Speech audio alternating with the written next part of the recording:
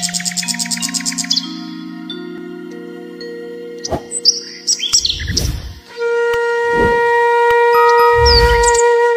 মাটির সঙ্গে কি কি মেশানো আছে, হাড় গুঁড়ো, শিংকুচো, লেদার মিল ইত্যাদি সব মিশিয়ে মাটিটা দীর্ঘদিন পড়ে আছে। এই মাটিটা মানে কাজের উপযুক্ত, এই মুহূর্তে কাজের উপযুক্ত অবস্থা আছে। যেটা বললাম যে এই মাটির মধ্যে এখন হাত ঢুকিয়ে দেখে নিয়েছি, এর মধ্যে কোনো রকম গরম ভাব নেই, অর্থাৎ সেই ভাবটা কেটে গেছে, অর্থাৎ 1-1.5 মাস মাটিটা রেডি করা রয়েছে। সেই মাটিতে জৈব সার মেশানো হয়েছে। এছাড়া জৈব সার ছাড়া আরো কতগুলো জিনিস যেটা মেশানো হয়েছে সেটা দেখিয়ে দিই। সেটা হলো এই যে মেশানো হয়েছে, এটা সিট, এটা হচ্ছে একটা সয়েল এনরিচার, মানে মাটির স্বাস্থ্য ভালো রাখবে। অর্থাৎ মাটিতে যে পরিমাণ ব্যাকটেরিয়া থাকা উচিত, সেই ধরনের ব্যাকটেরিয়া বা অণুজীবী বা পরজীবী যে সমস্ত ব্যাকটেরিয়াগুলো থাকে সেগুলোকে এরা সুস্থভাবে থাকতে পারবে, এবং সেই খাবার এর মধ্যে রয়েছে। এছাড়া আর একটা জিনিস মাটির সঙ্গে মেশাতে হয়, সেটা দেখিয়ে দিই। সেটা হলো মাইক্রোরাইজার, ভ্যাম। এটা কিন্তু আমি দেখিয়ে দিচ্ছি এই কারণে, আমি ব্যবহার করছি সেই জন্যই বলে দিলাম। অর্থাৎ এটা আমি ব্যবহার করে এই ধরনের ভালো ফল পেয়েছি। যেটা অমিত একটু আগে বলছিল যে গাছ এত সবুজ থাকে কি করে, অর্থাৎ আমি গাছের যে মাটিটা ব্যবহার করছি সেই মাটির স্বাস্থ্যটাকে আমি ভালো রেখেছি। অর্থাৎ মাটির স্বাস্থ্য যদি ভালো থাকে তাহলে গাছের স্বাস্থ্য ভালো থাকবে, মাটি যদি ভালো না হয় তাহলে গাছ কিন্তু ভালো হবে। এছাড়া আরো যেসব জিনিসগুলোকে আমি ব্যবহার করি, আমরা এটা একটা পিজিআর, গ্রোথ রেগুলেটর। হ্যাঁ, এটা গ্রোথ রেগুলেটর। এইটা কিন্তু আমি গাছে নিয়মিত স্প্রে করি। এটা মাটিতেও দেওয়া যায়। এটা আমি গাছে নিয়মিত স্প্রে করার ফলে গাছের কিন্তু বাকি যে খাবারের ঘাটতিটা পূরণ মানে অভাব থেকে যায়, মাটি থেকে হয়তো সেটা সংগ্রহ করতে পারেনি, সেটা কিন্তু এইটা দিয়ে, এই স্টিম রিচ দিয়ে কিন্তু সেটা পূরণ হয়ে যায়। এছাড়া বাকি যেসব আমি খোল পচা যেহেতু দিচ্ছি, খোল পচার সঙ্গে আমি কি মেশাই, খোল পচার সঙ্গে যদি দেখি কোনো কারণে যে ক্লোরোসিস আসার সম্ভাবনা হতে পারে, নাইট্রোজেনের ঘাটতি হচ্ছে, বা সেখানে সঙ্গে সঙ্গে আমি কি করি, এই যে অ্যাজেটোব্যাক্টর, এই অ্যাজেটোব্যাক্টর আমি দিই। এবারে ধরুন ফসফরাসের ঘাটতি পূরণ করতে আমি সেখানে এটা দিচ্ছি কি, এটা পটাশ। ফসফরাসের ঘাটতি পূরণ করতে এইটাকে ব্যবহার করা হয়। এগুলো সবই ব্যাকটেরিয়া, এটা সেই ব্যাকটেরিয়া থেকে ফসফরাস এবং জিঙ্কের অভাব এটাকে পূরণ করিয়ে দেবে। এবারে আরে বাকি যেটা ধরুন পটাশ, গাছে ফুল টুল আনার জন্য যদি প্রয়োজন হয় তাহলে আমরা পটাশ দিচ্ছি, সেখানে আমি পটাশের ঘাটতি পূরণ করবে এই ব্যাকটেরিয়া। তাহলে আমার কি হলো, নাইট্রোজেন, পটাশ, ফসফরাস তো আমার হয়েই গেল, তাহলে আর কিছু তো আমার দেওয়ার দরকার নেই। তাহলে এবারে বাকি যেটা থাকছে সেটা হলো গাছের যে পোকামাকড়ের ক্ষেত্রে সাধারণত আমি মনে করি এই যে লার্ভাসাইড, এটা কিন্তু পোকার গায়ে পড়লে পোকা যে মরে যাবে তা নয়, কিন্তু এর আসলে পোকার লার্ভাটাকে নষ্ট করে দেয়, অর্থাৎ বংশবিস্তার রোধ করে দেয়। এটা কিন্তু অত্যন্ত কার্যকরী একটা ওষুধ। এই লার্ভা নষ্ট হয়ে গেলে সেই পোকা আর বাড়তে পারে না, তার বংশবিস্তারটাই শেষ, তাহলে তার তো প্রয়োজন নেই। আর বাকি যেটা এই ওষুধটা, এইটা কিন্তু অনেকেই দেখেছি আমরা ইগনোর করি। গাছের পাতা কুঁকড়ে যাচ্ছে, গাছের পাতা শিরায় দাগ দেখা দিচ্ছে, আমরা সেগুলোকে ইগনোর করি যে ওগুলো ওই কেউ বলে হ্যাঁ ন্যাচারাল, ওগুলো ওরকম হয়ে থাকে, ও খাবারের একটু ঘাটতি হয়েছে ওটা পূরণ করলে। কিন্তু আসলে এগুলো এক ধরনের ভাইরাল ডিজিজ। এই ভাইরাস থেকে বাঁচার জন্য এই ওষুধটা কিন্তু খুব কার্যকরী। আমি যেটা ব্যবহার করছি, এগুলো সবই একই কোম্পানি নাকি? হ্যাঁ, এটা আপাতত সবই একই কোম্পানি। আচ্ছা। এছাড়া বিভিন্ন কোম্পানি রয়েছে, নিচে তো নো ভাইরাসের রয়েছে, ওগুলো তো আমি ব্যবহার করছি। হ্যাঁ, নো ভাইরাস রয়েছে, এবং আরো অন্যান্য যে কোম্পানি যেগুলো আমি পাই, যেগুলো হাতের কাছে যখন যেটা পাই সেগুলোকে আমি ব্যবহার করি। কারণ এইগুলো সচরাচর লোকে ব্যবহার করে না। লোকে মাইটস হয়েছে, সঙ্গে সঙ্গে তারা কি করলো, মাইটসের ওষুধ দিয়ে দিল। আমি এই রাসায়নিক সারগুলোকে এড়িয়ে চলি। কেন না, রাসায়নিক সার আমার এতে, যেহেতু আমার বাড়ির মধ্যে বাগান, এখানে সবাই যে কেউ যখন তখন আমার বাড়ির লোকজনের মধ্যে আসে, আমরা এর মধ্যে বসে খাওয়া দাওয়া করি, সবকিছুই করি সেই হাতে। তার ফলে আমরা ওই রাসায়নিক সার বা ওই প্রচন্ড বিষাক্ত পেস্টিসাইডগুলোকে আমরা এড়িয়ে চলি। দিন আমরা যা দিই সমস্ত বায়ো ফার্টিলাইজার ইউজ করি এবং বায়ো পেস্টিসাইডও ইউজ করি। আচ্ছা, এই যে এটা অনেকেই, আমি এর আগে একটা ছোট্ট আমার নিজের এতে আমি সাক্ষাৎকারে দিয়েছিলাম, তাতে অনেকেই জানতে চেয়েছেন যে ডোজটা কি আছে, এর এত দাম, ডোজ কি আছে। এটা খুব বেশি লাগে না, এটা শুধু এতে মানে মাটিতে স্প্রে করে দেওয়ার মতো করে ভিজিয়ে দেবেন, মানে একবারে তো কাদা কাদা করে ভিজিয়ে দেওয়ার তো প্রয়োজন হয় না। এটা লিটারে 3 থেকে 5 ml লাগে। এটা তো ব্যাকটেরিয়াই আছে অ্যাকচুয়ালি, ব্যাকটেরিয়া, ব্যাকটেরিয়া অল্প দিলেই তো স্প্রেড করবে অটোমেটিক্যালি। 3 থেকে 5 ml দিলে এটা হয়ে যায়। আর এইটা হচ্ছে লিটারে 1/2 ml, এই ভ্যামটা, ভ্যাম লিটারে 1/2 ml। হ্যাঁ এটা কিন্তু 1/2 ml, আচ্ছা 0.5 ml লিটারে। হুম, আর এগুলো সমস্ত 1 ml করে। আচ্ছা বাকিগুলো সব আর আর এই যেটা এই ব্যাকটেরিয়া, হ্যাঁ এগুলো হচ্ছে যদি আমি এগুলো মাটিতে অ্যাপ্লিকেশন করি তাহলে 3 থেকে 5 ml, প্রত্যেকটা ব্যাকটেরিয়া 3 থেকে 5 ml হচ্ছে এর ডোজটা। আর যে ভিডিওতে করা হচ্ছে এটা কোন রকম বিজ্ঞাপনের জন্য করা হচ্ছে না, ওনার যে ইউজেস প্রথমেই বলেছেন উনি ব্যাপারটা, উনি যে ইউজ করছেন আর আমাদের পেরাপিড়িতে আজকের এই ভিডিওটি হচ্ছে জেনারেলি। কেন আমি কোনো কোম্পানির নাম বা কোথায় পাবেন এটা নিয়ে আলোচনা করছি না, আপনার যদি প্রয়োজন হয়, প্রয়োজন হচ্ছে মনে হয়, কোথা থেকে পাবেন কালকে আপনারা জিজ্ঞেস করতে বাধ্য। আর চ্যানেলে কমেন্টস করলে আমরা চেষ্টা করব জানিয়ে দেওয়ার, আর কমেন্টসটা করুন, ওখানেই জানুন। কেন এখানে আমি যখনই বলবো এখানে পাওয়া যায়, আপনার জন্য সেটা বিজ্ঞাপন হেতু দাঁড়িয়ে যাবে। আর 50 জন আমাকে কমেন্টস করে বিজ্ঞাপনের জন্য এই ভিডিওটি করেছি। আপনারা কমেন্টস করে জানতে চাইলেই তখন জানাবো কোথায় পাওয়া যায়, সেটা উনি বলে দেবেন তখন, এখানে আমি আলোচনা করছি না। এই যে পেস্টিসাইডস গুলো এর লিটারে 1 ml, এই দুটো পেস্টিসাইড, এটা হচ্ছে পেস্টিসাইডস ঠিক নয়, এটা বায়ো পেস্টিসাইডস এগুলো। আর আমি বলবো যারা বাগান করছেন বা ছাদের বাগান, যাদের বাড়িতে পোষ্য আছে, তাহলে তাদের ক্ষেত্রে আমি বলবো যে তারা বায়ো ফার্টিলাইজার ইউজ করুন এবং বায়ো পেস্টিসাইডস বা বায়ো ফাঙ্গাসাইড ইউজ করুন, তাতে সুবিধা হবে যে পোষ্যের তো কোনো ক্ষতি নেই, ব্যক্তিগত আপনারও কোনো ক্ষতি নেই।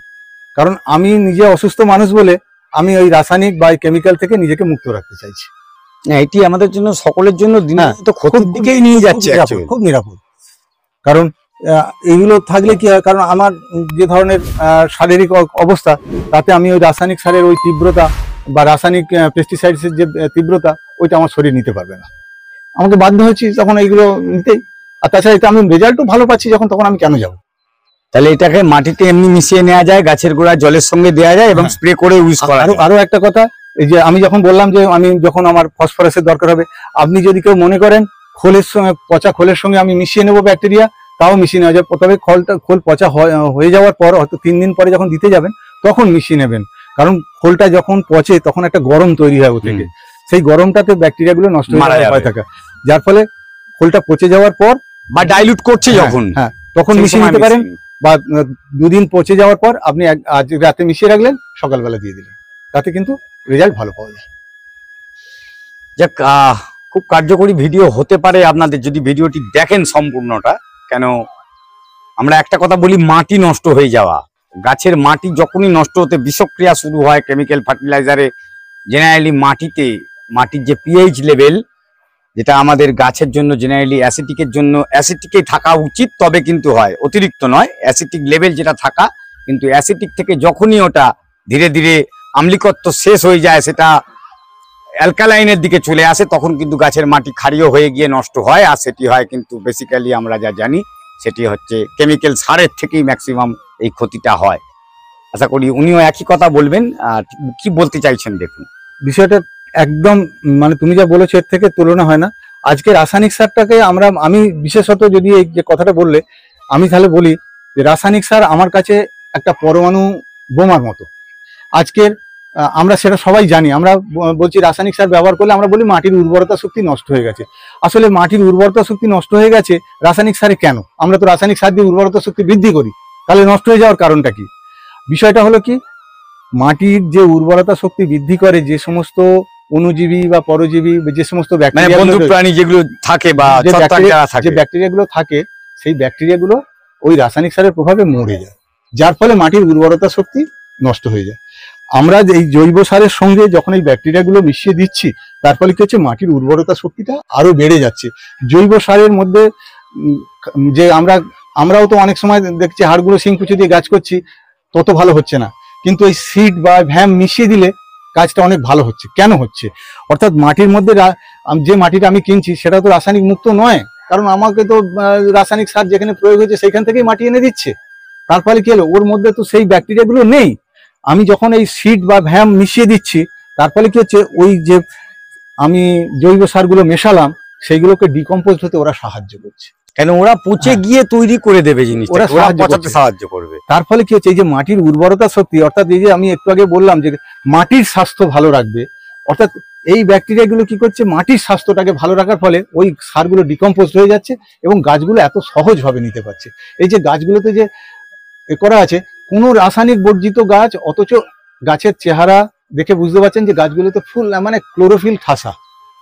এর একটাই কারণ হয়েছে যে এই মাটির স্বাস্থ্যটা ভালো রেখেছে। আর একটা সব থেকে বড় কথা, মানে যখন বয়স হয়ে যায়, যাদের নিয়মিত, যেমন আমি অপারেশন রোগী, আমাকে নিয়মিত ওষুধ খেতে হয়, এর ফলে কি হয়, আমাদের পক্ষে এই রাসায়নিক থেকে যত দূরে থাকতে পারবো তত আমি ভালো থাকি। আর এই রাসায়নিক মুক্ত যদি একটা গাছ করা যায়, সে গাছের ফল ফুল দীর্ঘস্থায়ী হয়, তার রঙের উজ্জ্বলতা অনেক বৃদ্ধি হয়। এর আগেও আমি আমার এখানে ছবি করেছি যখন, তখন দেখা যাচ্ছে যে 44 ডিগ্রি সেন্টিগ্রেড টেম্পারেচারেও আমার ফুলের কালার, এখনো কোনো ফুলের কালারে কোনো বিকৃতি নেই। এর একটাই কারণ হলো যে রাসায়নিক মুক্ত হওয়ার ফলে। দেখুন, এত সুন্দর একটি আলোচনার মাধ্যমে আপনাদের সামনে তুলে ধরার চেষ্টা করলাম। মাত্র ভালোভাবে নেবেন, খারাপভাবে নেবেন, এটা আপনাদের ওপর। আর আমি এখানে কিন্তু কোম্পানির কোনো রকম অ্যাডভার্টাইজমেন্ট করিনি, আগেও বলেছি। আর এখানে নাম পর্যন্ত দূর থেকে দেখানো হয়েছে। আর ভ্যাম যে জিনিসটি বলেছি, এটি ওই কম্পোজিশনের জিনিস। ভ্যাম একটি নাম মাত্র, শুধুমাত্র।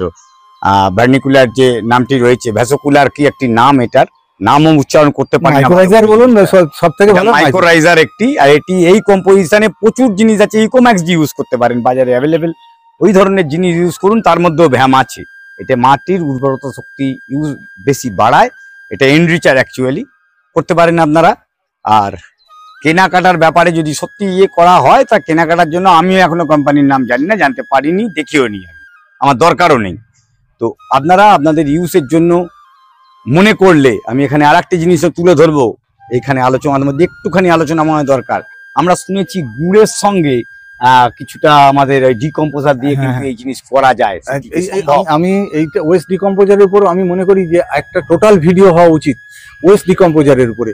ওই যে আমরা বাড়ির যে সমস্ত সবজি বা আনাজ এগুলো ফেলে দিচ্ছি, এগুলোকে নষ্ট করে দিচ্ছি, সেইগুলোকে যদি আমাদের বাড়ির আবর্জনা বা এই যে পাতা পচা সার, আমাদের পাতা পচা সার তৈরি করতে 1 বছর সময় লাগছে, আমরা পাতা পচা সার, গোবর সার, এইগুলোকে যদি আমরা একটা ওয়েস্ট ডিকম্পোজার দিয়ে ডিকম্পোজ করে নিই, তাহলে কিন্তু অসাধারণ সার তৈরি হবে। আমার মনে হয় পৃথিবীতে এর থেকে ভালো সার আর হওয়া সম্ভব নয়।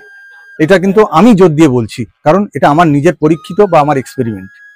আমি এই সমস্ত রিসার্চিক্যাল কাজগুলোই দিনরাত করে যাচ্ছি, যে সব প্রথাগত জিনিসের বাইরে গিয়ে কিভাবে গাছ ভালো করা যায়। আর গুড় যেটা ব্যবহার করা হয়, এই এই ব্যাকটেরিয়াগুলো গুড়েতে বংশ বিস্তার করতে পারে। তারপরে যেমন ট্রাইকোডার্মা ভিরিডি, এরা বেসন বা চালের গুঁড়িতে এদের বংশ বিস্তারটা অনেক ভালো হয়, আমরা বাড়িয়ে নিতে পারি। এগুলো নিয়ে আরও একটা বিস্তারিত আলোচনা হওয়ার প্রয়োজন আছে। কেন, কোন ব্যাকটেরিয়া কোন মিডিয়ায় ভালো হয় এবং সেই মিডিয়া দিয়ে সেই ব্যাকটেরিয়াটাকে আমরা বাড়িয়ে নিতে পারি। অর্থাৎ ব্যাকটেরিয়া একবার কিনলে আমরা যদি চেষ্টা করি বা আমাদের যদি সেই রকম সদিচ্ছা থাকে, তাহলে আমাদের আর কোনোদিন কিনতে হবে না। চিরকালের জন্য এই যে তৈরি হয়েছে, যে জিনিসগুলো দেখালাম, অনেক অনেক টাকা দিয়ে কিনতে হতে পারে আপনাদের, সব কিন্তু ওই একটি জিনিসের মধ্যে।